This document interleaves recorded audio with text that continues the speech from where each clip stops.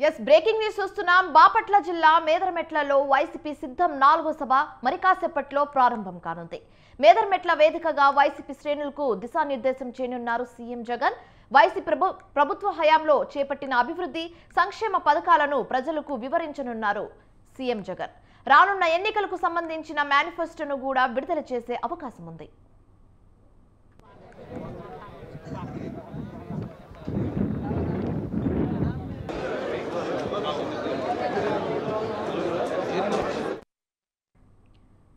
కాసేపట్లో సిద్ధం సభ వద్దకు సీఎం జగన్ చేరుకోనున్నారు.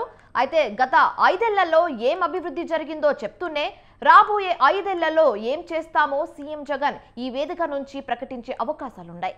రాష్ట్రంలో 175కు 175 శాసనసభ, 25కు 25 లోక్సభ స్థానాల్లో విజయమే లక్ష్యంగా వైసీపీ శ్రేణులకు దిశానిర్దేశం చేయనున్నారు సీఎం జగన్.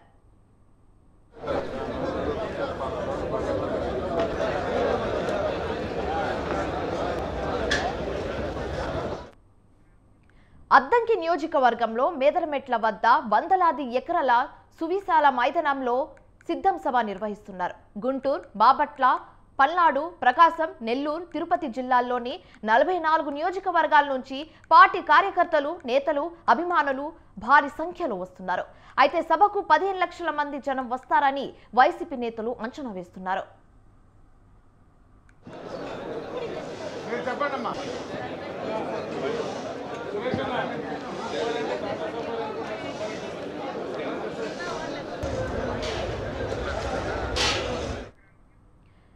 వైసీపీ శ్రేణులను ఎన్నికలకు సన్నద్ధం చేయడానికి సీఎం జగన్ ఇప్పటికే భీమిలి, దెందులూరు, రాప్తాడులో నిర్వహించిన సిద్ధం సభలు నిర్వహించారు.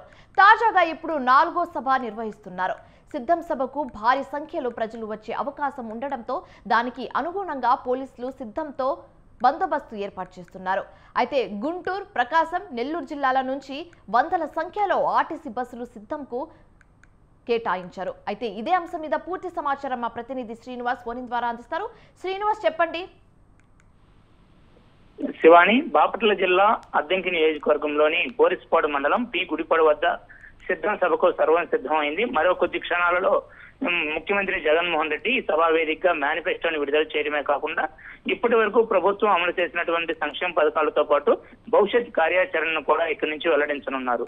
అంతేకాకుండా ఈ ఉమ్మడి ప్రకాశం జిల్లాకు సంబంధించినటువంటి 12 నియోజకవర్గాల్లో 10 నియోజకవర్గాలకు కూడా ఇన్ఛార్జీలను నియమించి ఉన్నారు.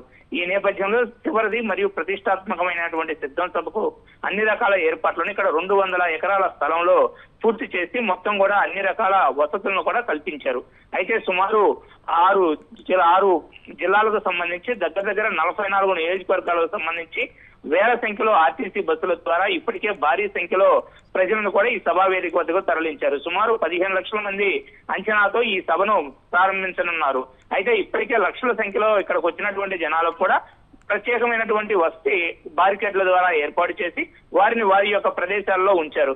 ఇప్పటికే ఈ జాతీయ రహదారి ఏదైతే ఉందో జాతీయ రహదారికి ముందు వైపు, వెనక వైపు 2 వైపులో కూడా భారీ శ్రేణులను ఏర్పాటు చేసి ఈ వచ్చినటువంటి వారికి ఎటువంటి ఇబ్బందులు లేకుండా నీరు కానీ, మజ్జిగ కానీ, అదేవిధంగా కావలసిన మౌలిక వసతులు కానీ అన్ని కూడా ఈ సభా వేదిక వద్ద సిద్ధం చేశారు.